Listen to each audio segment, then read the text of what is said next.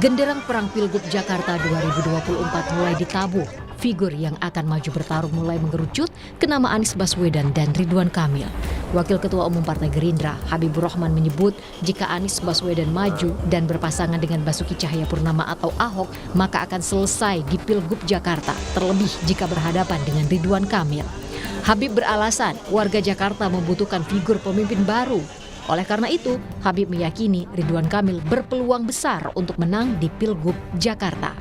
Pasalnya, perolehan suara Anies di Jakarta saat Pilpres 2024 kalah dibandingkan pasangan Prabowo Subianto Gibran Rakabuming Raka yang diusung Gerindra. Justru ya, kalau Anies maju saya pikir, apalagi sekalian duet sama Ahok misalnya ya, saya pikir selesai ya. Penantangnya insya Allah akan menang kalau kita cari yang benar-benar kuat seperti Pak Ridwan Kamil. Kenapa? Ya, karena rakyat Jakarta ini kan selalu ingin yang baru, ya, selalu ingin yang orang tidak terlibat masalah-masalah lama. Ya, Anies juga kan kemarin kalah waktu Pilpres di Jakarta, padahal beliau gubernurnya, gitu kan. Walaupun tipis, tapi kalau kalah ya tetap kalah, gitu kan. Sehingga kalau ada orang baru, sosok baru menantang Pak Anies besok ini ya, saya pikir peluangnya besar ya untuk bisa menang. Sebagai petahana, Anies Baswedan menyatakan siap maju di Pilkada Jakarta setelah mendapat dukungan dari Partai Kebangkitan Bangsa atau PKB. Anies pun berharap partai politik lain dapat bergabung dengan PKB untuk melanjutkan perjuangannya di Jakarta dalam 5 tahun ke depan. Anies juga mengklaim komunikasi dengan PKS dan Nasdem masih berjalan baik. Saya dengan rasa hormat, rasa terima kasih menerima amanah yang diembankan kepada kami. Amanah ini adalah amanah yang besar, tapi insya Allah bukan amanah yang berat. Dan perjalanan ini harus dilalui bersama-sama. PKB DKI Jakarta yang memulai, mudah-mudahan akan lebih banyak lagi yang bergabung bersama di dalam perubahan ini. PDI Perjuangan kian kentara memberikan lampu hijau kepada Anies Baswedan sebagai bakal calon gubernur Jakarta. Wakil Sekretaris Jenderal PDIP Utut Ardianto bahkan belak-belakan agar kader PDIP bisa menjadi calon wakil gubernur pendamping Anies. Menurut Utut, sosok Anies punya posisi baik karena popularitas dan elektabilitasnya di Jakarta. Dari sisi popularitas maupun elektabilitas, dugaan saya Pak Anies tentu punya posisi yang baik. Oleh karenanya kalau memang misalnya Pak Anies berpasangan dengan kader kami jadi wagubnya, tentu sekali lagi ini belum diputus, ini pandangan personal, itu akan sangat baik untuk lapangannya. Bila PKB, PDI Perjuangan, dan PKS serta Nasdem bergabung mengusung Anies Baswedan, maka calon lawannya adalah Partai Koalisi Pemerintahan 2024-2029 yang mengusung Ridwan Kamil. Lantas, mungkinkah ronde 2 koalisi Pilpres akan terulang di Pilkada Jakarta? Tim Liputan Kompas TV. Genderang perang Pilgub Jakarta 2024 mulai ditabuh, figur yang akan maju bertarung juga mulai mengerucut ke nama Anies Baswedan dan juga Ridwan Kamil. Siapa paling unggul di antara keduanya akan kita bahas bersama dengan pengamat politik dari Badan Riset dan Inovasi Nasional atau BRIN, ada Prof. Lili Romli. Prof. Lili, halo, selamat sore. Selamat sore, Mbak. Prof. Lili, bagaimana Anda melihat peluang nanti pertarungan antara Anies Baswedan dan juga Ridwan Kamil di Pilgub Jakarta? Ya, yang pertama sebelum menjawab, saya kira warga Jakarta happy nih. Kenapa happy? Karena ada 2 kader bangsa terbaik ikut bertarung di Pilkada DKI Jakarta ini. Kenapa dikatakan terbaik? Karena saya lihat baik Anies Baswedan maupun Ridwan Kamil kan sama-sama mantan gubernur yang memiliki prestasi di 2 provinsi yang berbeda, di Jakarta dan di Jawa Barat. Sehingga 2 orang ini, sosok ini memiliki kompetensi yang cukup baik menurut saya. Oleh karena itu pasti warga Jakarta memang akan mengalami dilema juga. Kira-kira siapakah di antara dua kandidat ini?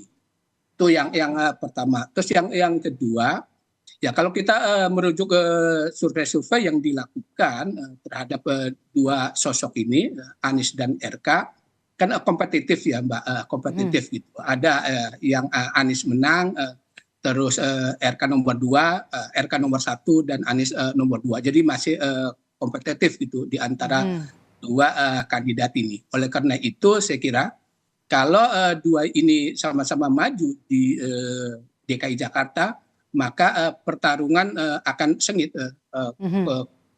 kompetitif. Kita belum bisa menentukan siapakah yang akan leading di antara dua kandidat ini.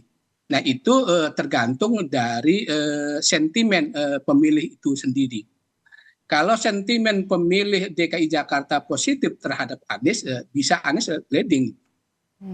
Tetapi kalau sentimennya negatif, ya bisa RK. Nah, kenapa seperti ini saya katakan? Ya contoh ketika kompetisi antara Volker dengan Pak Jokowi, Pak Jokowi kan, Pak Jokowi kan newcomer dari Solo ke Jakarta. Tetapi karena sentimen negatif terhadap Volker tinggi, kemudian Jokowi keluar sebagai pemenangnya. Ya, gimana Mbak? Oke. Jadi kalau kita lihat ini ada yang menarik ya dibandingkan dengan pilkada dari daerah lainnya. Pilkada Jakarta menarik karena bukan cuma soal adu elektabilitas dari keduanya, faktor ketokohan, tapi juga rekam jejak dari keduanya juga yang cukup moncer begitu ya menurut Anda? Iya betul. Saya kira ini dua orang sosok ini kan memiliki kapasitas, memiliki kompetensi yang tidak diragukan saya kira. Dan dua-duanya kan memiliki pengalaman memimpin di daerah. Sehingga saya pribadi tidak meragukan kedua sosok ini. Siapapun pemenangnya gitu ya, Jakarta akan dipimpin oleh pemimpin yang terbaik. Baik itu Anies maupun RK. Oleh karena itu saya katakan warga Jakarta ini akan betul-betul selektif dilema gitu. Siapa kira-kira yang terbaik untuk memimpin Jakarta ini gitu. Karena dua sosok ini adalah dua sosok putra terbaik saya kira dari pengalaman sebagai kepala daerah. Oke. Kalau nanti misalnya memang pertarungan Anies Baswedan versus Ridwan Kamil di Pilgub Jakarta ini benar-benar terwujud, Prof, mungkin nggak ronde 2 koalisi Pilpres akan terulang lagi di Pilkada Jakarta 2024? Ya, kalau PDIP jadi mendukung Anies, ini memang ronde kedua dari Pilpres 2024 kemarin ya itu. Sehingga memang koalisi Indonesia Maju full mendukung Ridwan Kamil dan 01 dan 03 bergabung mendukung Anies Baswedan. Sehingga pertarungan ulang Pilpres 2024 kemarin. Nah, oleh karena itu saya kira juga masyarakat publik pemilih Jakarta ya akan terbelah dua lagi gitu loh. Oleh karena itu siapa yang pandai nanti menarik simpati dari warga Jakarta. Tentu warga Jakarta ini kan berbeda menurut saya Mbak ya dibandingkan dengan pemilih-pemilih di luar Jakarta gitu. Kecenderungannya lah pemilih Jakarta ini kan sangat rasional gitu ya, rasional. Apalagi kemudian menghadapi Jakarta pasca tidak lagi menjadi ibu kota. Tentu menghitung betul siapakah pemimpin yang layak yang bisa mengatasi problem DKI Jakarta pasca tidak lagi menjadi ibu kota. Mampukah di luar dari bayang-bayang, keluar bayang-bayang dari ibu kota negara? Yang mampukah Jakarta bertahan sehingga tetap menjadi barometer nasional gitu. Jadi persoalan-persoalan itulah saya kira yang akan menjadi pertimbangan dari pemilih. Nah, ketika dua kandidat itu menawarkan solusi yang terbaik buat Jakarta, itulah sekira yang akan dipilih gitu oleh pemilih Jakarta. Oke. Saya mau mengutip pernyataan dari Wakil Ketua Umum Partai Gerindra Habibur Rahman kan kemarin menyebut kalau Anies nanti dipasangkan dengan Ahok ya Prof, maju di Pilgub Jakarta kemudian melawan Ridwan Kamil, maka Anies Ahok ini bakalan kalah, kata Habibur Rahman. Bagaimana Anda melihat pernyataan dari Habibur Rahman itu? Ya, kan saya kira Pak Anies tidak akan mungkin berpasangan dengan Pak Ahok, gitu kan itu. Jadi nggak bisa dijelaskan seperti itu. Bahwa kemudian Pak Anies akan kalah dengan Ridwan Kamil, ya dilihat makanya dari program-programnya itu gitu loh.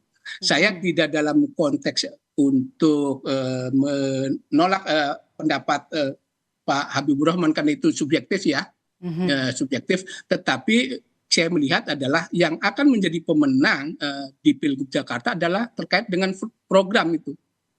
Jadi sejauh mana program-program nanti yang ditawarkan kepada pemilih Jakarta itu untuk mengatasi masalah-masalah yang selama ini terjadi di Jakarta. Nah, kelebihannya Anies adalah dia sudah mempunyai jejak rekam. Solusi-solusi problem Jakarta sudah diselesaikan. Itu bisa jadi adalah modal ya, modal politik buat Anies, karena ada sudah bukti itu. Nah, sementara Ridwan Kamil mungkin ya akan mendapatkan persoalan bagaimana selama ini persoalan Jawa Barat umpamanya kan, ketika persoalan itu untuk DKI Jakarta, apakah persoalan Jawa Barat sama dengan persoalan Jakarta? Kan berbeda meskipun bertetangga. Jadi pertanyaan-pertanyaan kritis akan muncul terhadap kedua kandidat ini. Oke, seperti judul dialog kita sore hari ini, uji amunisi Anies dan Ridwan Kamil di Pilgub Jakarta. Bagaimana kita mengukur kekuatan dari partai politik di balik keduanya? Kalau PKB sudah jelas kemarin memberikan dukungan kepada Anies Baswedan, tapi kan ini yang bakalan partai yang ada di balik Ridwan Kamil juga cukup solid sepertinya ya. Ini koalisi Pilpres kemudian berlanjut mendukung Ridwan Kamil di Pilkada Jakarta. Ada kemudian meskipun belum resmi ya, tapi ada Gerindra, kemudian juga ada PAN di balik itu, dan kemudian ada Golkar yang sudah memberikan surat tugas bahkan di 2 pilkada bagi Ridwan Kamil. Bagaimana Anda melihat setelah PKB, kemudian apakah nanti PDIP, PKS, Nasdem juga akan ikut mendukung Anies di Pilgub Jakarta? Anda melihat, Prof? Iya, pertama untuk Ridwan Kamil, memang Ridwan Kamil sudah aman ya. Gerindra dan Golkar sudah memberikan dukungan, mencalonkan ke Ridwan Kamil, jadi udah aman. Terus yang kedua adalah karena memang Ridwan Kamil adalah sebagai kader Golkar, sehingga memang tiket itu gampang diperoleh. Apalagi kemudian ketika Pilpres kemarin kan dia memiliki kontribusi bagi pemenangan Prabowo. Jadi banyak kelebihan-kelebihan yang dimiliki oleh RK, sehingga memang aman kalau RK memilih DKI Jakarta. Gitu. Sementara Anies memang bukan kader partai ini. Problem memang bukan kader partai. Baru PKB. Apakah partai-partai yang lain akan mendukungnya? Ya di sini memang saya kira lobby politik yang dilakukan Anies ini yang menentukan apa yang bisa ditawarkan oleh partai-partai politik ketika dia akan maju. Pasti di situ ada semacam diskusi, dialog untuk meyakinkan agar partai-partai tersebut mengusungnya. Nah, saya melihat kalau mengacu kepada Pilpres 2024 kemarin, di mana PDIP berseberangan dengan Koalisi Indonesia Maju, di satu sisi, di sisi lain kader PDIP yang nampaknya untuk di Jakarta ini belum terlihat sosok yang bisa menjadi magnet elektoral, kemungkinan besar akan mendukung Anies gitu. Jadi ada peluang itu PDIP mendukung Anies. Dengan demikian, meskipun Anies bukan kader partai, akan didukung oleh partai tersebut. Yang ketiga sih kira ya peluang dari PKS gitu, karena PKS pun meskipun mengusung kadernya, salah satunya kan Pak Mardhani, tetapi kan tingkat elektabilitasnya juga masih jauh. Gitu. pertimbangan-pertimbangan itulah itu yang menyebabkan Anies percaya diri bisa diusung oleh partai-partai tersebut. Ketika dia memberikan sambutan di PKB dengan katakan insya Allah partai-partai lain juga nampaknya sudah ada semacam green light ya dari partai-partai bahwa mereka akan mengusung Anies. Yang kemudian jadi daya tawar untuk berkoalisi adalah salah satu opsinya adalah pasangan atau pendamping nanti untuk masing-masing calon gubernur ya, baik untuk Anies Baswedan maupun juga untuk Ridwan Kamil. Nah, sejumlah partai juga sudah mengajukan kadernya untuk menjadi wakil gubernur untuk keduanya, Kang Emil dan juga untuk Anies Baswedan. Menurut Anda, siapa yang layak untuk mendampingi Anies dan juga Ridwan Kamil untuk memberikan efek elektoral dan juga dari sisi koalisi partai nanti, Prof? Saya kira sih kalau dilihat dari beberapa kader, saya mohon maaf nggak bisa menyebutkan namanya Mbak ya, karena dianggap partisan atau mengendos. Tapi ini menarik Prof, sorry saya potong. Ini kan ada nama putra bungsu presiden ya yang katanya dicocok-cocokkan dengan Anies Baswedan ataupun juga dengan Ridwan Kamil. Bagaimana dengan potensi nama Kaisang Pangarep jadi wakil gubernur di Pilkada Jakarta?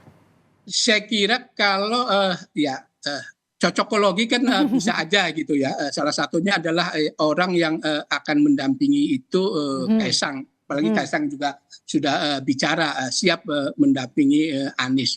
Tetapi kalau lihat karakter politik dan sikap politik Anies sebelumnya dan ketika dia berbicara ketika kampanye juga kan mengusung tema perubahan dan persoalan etika politik. Dan saya percaya Anies masih memegang itu, tidak pragmatis. Kalau Anies pragmatis, ya bisa aja bergabung dengan Kaisang. Tetapi kalau bisa bergabung dengan Kaisang, bisa jadi PDIP akan batal mengusung Anies. Nah, saya melihat adalah pasangan yang pas itulah bisa dari PDIP gitulah. Tinggal PDIP mencari sosok siapa yang pantas mendampingi Anies itu. Kalau PDIP bergabung kepada Anies, itu kan ada dua partai politik yang militan kadernya Pak, PKS dan PDIP. Saya kira dua partai itu mesin politiknya kan luar biasa, dia akan bergerak. Itu bisa menjadi amunisi buat Anies gitu. Karena Anies kan pasti direpresentasikan dari partai Islam. Partai Islam itu ya PKS, PKB gitu kan. Nah sementara dari nasionalis ya PDIP. Saya kira Anies lebih baik menggandeng kader atau orang yang diusung dari PDIP. Tidak bergabung atau mau mengusung Kaisang sih. Oke, dinamikanya juga masih terus berlanjut bahkan juga cukup sengit ya, terutama setelah Partai Kebangkitan Bangsa ini memberikan dukungan resmi mendukung Anies Baswedan di Pilkada Jakarta. Kita tunggu nanti kalau misalnya memang benar pertarungan antara Ridwan Kamil dan juga Anies Baswedan. Meskipun PKB ada di belakangnya Kaisang itu kan tetap pasti di luar itu penentunya adalah Anies. Anies silahkan pendampingnya siapa gitu. Saya kira belum final itu PKB mengusung Kaisang itu di sana. Oke. Kita masih tunggu nanti apakah memang benar ada partai yang resmi untuk mengusung seorang Anies Baswedan yang juga merupakan mantan gubernur Jakarta untuk bisa maju kembali di pemilihan gubernur Jakarta meski namanya juga bukan ibu kota lagi. Terima kasih sudah bergabung bersama kami Prof. Lili Romli dari pengamat politik dari BRIN. Sehat selalu Prof. Lili. Sama-sama, makasih Mbak.